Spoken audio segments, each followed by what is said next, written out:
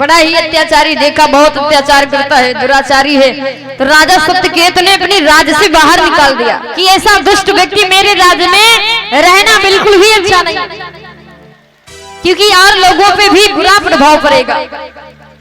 इसलिए राज्य से बाहर निकाल दिया।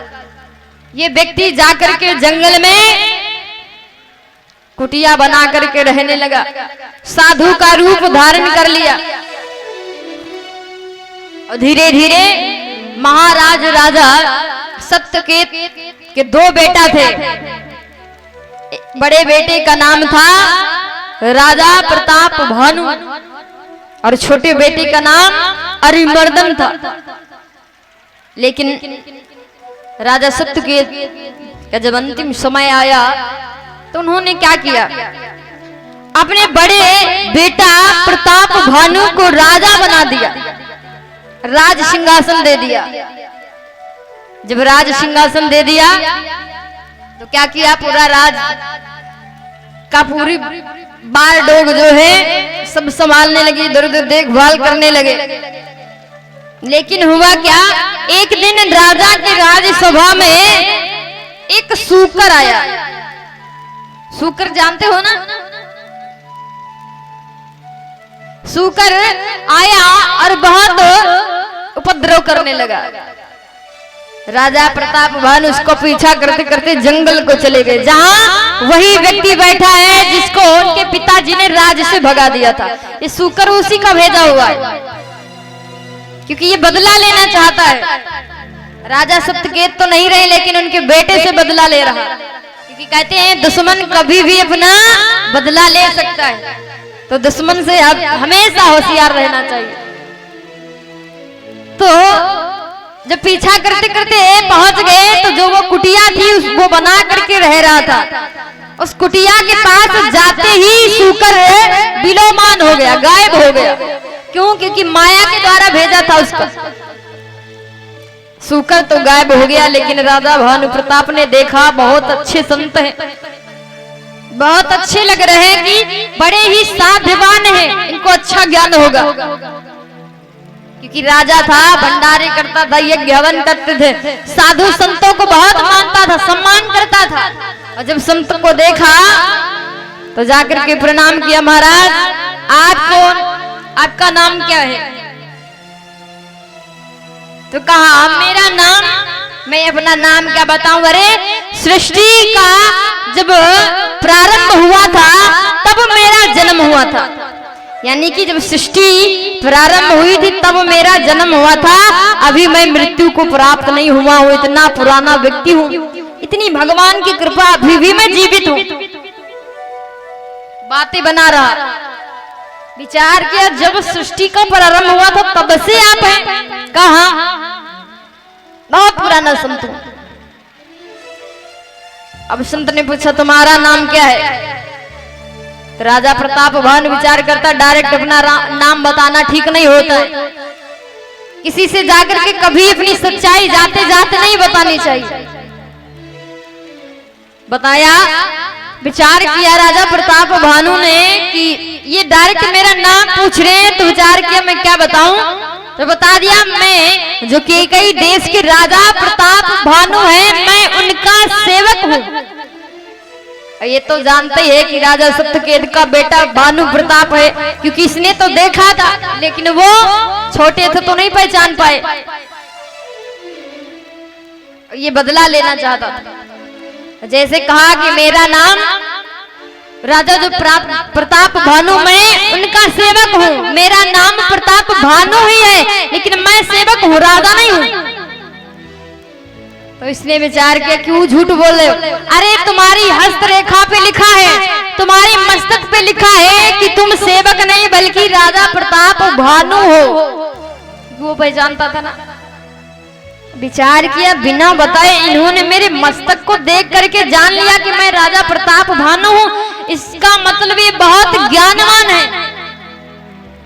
तो राजा प्रताप भानु को कुछ समझ में नहीं आया, लालच के बस कहने लगा अगर ये इतनी सी बात जान जाते हैं कि बिना बताए मेरा नाम जान गए, मेरा राज जान गए, तो बहुत कुछ जान सकते हैं। जा करके बैठ गए, प्रणाम करने लगे, चरणों में गिर गए। धन्य हूं मैं आपके दर्शन करके, महाराज एक हमारे ऊपर कृपा कर दीजिए, उपकार कर दीजिए। क्या कि महाराज मुझे कुछ ऐसी शक्ति दीजिए, मंत्र दीजिए कि हमारे ऊपर बुढ़ापा ना आए। व्यक्ति आजकल का कितना मूर्ख है, जानता है मृत्यु सत्य है, मरना सत्य है, लेकिन फिर भी मरना नहीं चाहता है। कहता है भगवान ऐसा कुछ करो जल्दी मैं मरूं ना। राजा प्रताप भानु भी यही कहता है, ऐसा कुछ करो, ऐसी शक्ति दो मुझे कि मैं वृद्धावस्था को ना पाऊं और ना इतनी जल्दी मेरी मृत्यु हो। जरूर, लेकिन उसके लिए तुम्हें कुछ करना होगा। कहा करना क्या होगा? कहा उसके लिए तुमको ब्राह्मणों को भोजन करवाना होगा। तो कहा कोई बात नहीं, हमारी माँ तो हमेशा भोज हुआ करते, भंडारा हुआ करते, यज्ञ हवन पूजा पाठ सब चलता रहता है, तो उसमें क्या, मैं ब्राह्मणों को भी भोजन करवा दूंगा। तो कहा ठीक, जाकर के व्यवस्था करिए। राजा प्रताप भानु आया, बहुत व्यवस्था की, बहुत अच्छी रसोई तैयार किया और ब्राह्मणों के लिए भोजन बनने लगा। और जो ये मुनि था कि पिता के द्वारा भगाया हुआ, जो बदला लेना चाहता, ये स्वयं माया के द्वारा ये रसोई घर में पहुंच गया, स्वयं भोजन बनाने लगा। और जब भोजन बनाने लगा तो भोजन में मांस के टुकड़े हर जगह, सभी ब्राह्मण बैठे जौनार लगा करके भोजन करने के लिए। हर एक ब्राह्मण की थाली में मांस का टुकड़ा। और वैसे जैसे ब्राह्मण भोजन करने लगे, आकाशवाणी हुई, अरे ब्राह्मणों भोजन मत करना, ये राजा प्रताप भानु आप लोगों को मांस खिला रहा है, आपका धर्म नष्ट कर रहा है। और ये आकाशवाणी कोई आकाशवाणी नहीं हुई, बल्कि यही आकाशवाणी कर रहा है, जिससे ब्राह्मण इसको श्राप दे दे। सभी जितने ब्राह्मण थे सभी नाराज हो गए, राजा प्रताप भानु को श्राप दे दिया, जा दुष्ट है तू एक राजा और तू ब्राह्मण है, लेकिन तू आज ब्राह्मणों के भोजन में मत एकदम राक्षसों जैसा काम किया है। जाओ मैं तुझे श्राप देता हूँ, अगले जन्म में तू राक्षस हो जा। सभी ब्राह्मणों ने श्राप दे दिया। जब श्राप दे दिया और महात्मा चला गया, तब ऊपर से आकाशवाणी देवताओं ने की, अरे ब्राह्मणों क्या किए? इसमें राजा प्रताप भानु की कोई गलती नहीं है, गलती तो सारी उस संत की है, उस महात्मा की है, जिसने आकर के स्वयं मांस का टुकड़ा आप लोगों के थाली में दे दिया और झूठी आकाशवाणी कर दी। तो सभी तो समस्त ब्राह्मणों ने जब आकाशवाणी सुनी, देवताओं ने कहा श्राप वापस ले लो। ब्राह्मण कहते मैंने श्राप दे दिया तो श्राप वापस नहीं आएगा, लेकिन हाँ जाओ मैं श्राप के बदले वरदान में आप अपना श्राप बदले देता हूँ। तुम्हारा जन्म ब्राह्मण कुल में होगा, लेकिन तुम होगे राक्षस, तुम्हारे कर्म राक्षस वाले ही होंगे। वही राजा प्रताप भानु आगे जाकर के रावण के रूप में प्रकट होता है, विश्वशर्मा का पुत्र बन के आता है। रावण है तो विद्वान, लेकिन कर्म राक्षसों जैसे। क्यों? क्योंकि ब्राह्मणों को श्राप लगा।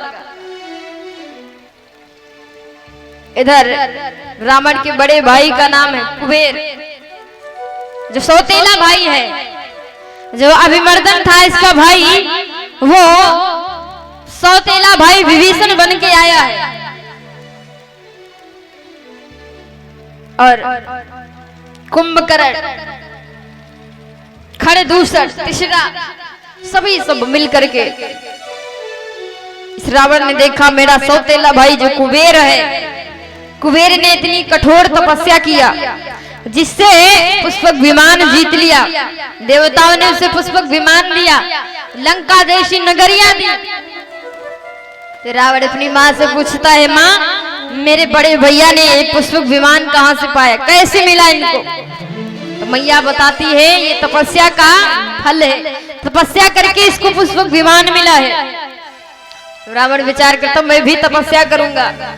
अपने पूरे परिवार को लेकर के रावण जाकर के भगवान ब्रह्मा जी का ध्यान लगाया, तपस्या करने लगा। ब्रह्मा जी की तपस्या करने लगा, ब्रह्मा जी प्रकट हुए। ब्रह्मा जी ने कहा वरदान मांग लीजिए। ब्रह्मा जी ने कहा वरदान मांग लीजिए। तो रावण भी वही वरदान मांगता है, प्रभु मुझे अमर कर दो, मुझे अमर कर दीजिए। ब्रह्मा जी कहते मृत्यु लोक में स्वयं हम अमर नहीं हैं, तो तुम्हें कैसे अमर कर दे। इस मृत्यु लोक में कोई देवता आकर के नहीं ठहर पाया, तो मैं तुझे अमर कैसे कर दूं। ये मृत्यु लोक है, जो भी आया उसे मरना पड़ेगा, शरीर मरणो धर्मा, इसलिए और कोई वरदान मांग ले। रावण विचार करता क्या मांगू, सोच घुमा फिरा करके सोच करके कैसा वरदान मांगा जिससे मैं इतनी जल्दी मरूं ना। रावण ने बड़ा सुंदर वरदान मांगा, क्या कि हम काहू के अरे मरा ही न मारे। कह दिया पहले तो एकदम अमरता का वरदान मांगा, जो ब्रह्मा जी ने कह दिया कि मैं अमर नहीं कर सकता, कोई और घुमा फिरा के वही वरदान मांगता है कि इतनी जल्दी मैं मारा ना जाऊं, मरूं ना। कि हम काहू के अरे मरा ही न मारे, वानर मनो जे जाती दुई बारे, वानर मनो जे जाती दुई बारे।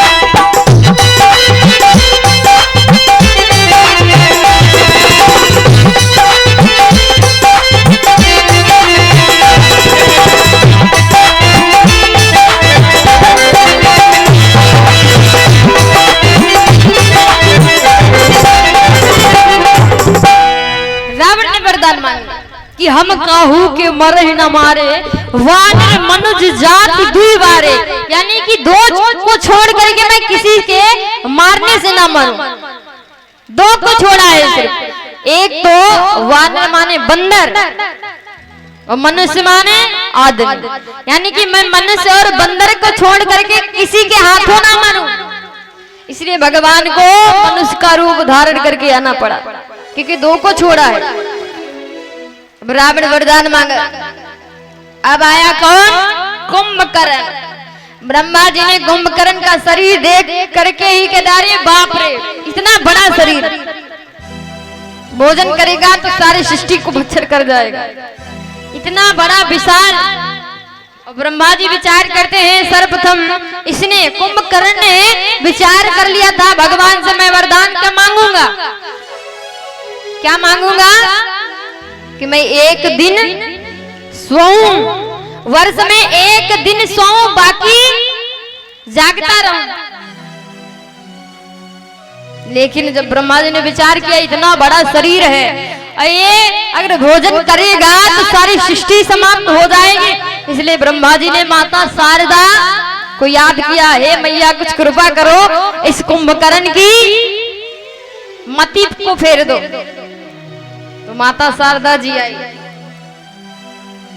माता शारदा जी आकर के इनकी मति को फेर देती है। शारदा तासुमति फेरे, मांगी सी नींद मास 60 के। कुंभकर्ण कहने लगा, क्योंकि माता शारदा जी जो ब्याह पे बैठी, कुंभकर्ण कहता प्रभु मैं 6 महीना सोऊं, 6 महीना जागूं। ब्रह्मा जी ने कहा ये मस्त वैसा ही होगा, अब कुछ चेंज नहीं होगा, बदलेगा नहीं, हटिएगा। हट गया। बाद में विचार करता रे भगवान ये क्या मांग लिया मैंने, मैं तो मांगने वाला था कि एक दिन सो बाकी में जागता रहूं, लेकिन मांग क्या लिया 6 महीना सो 6 महीना जाग।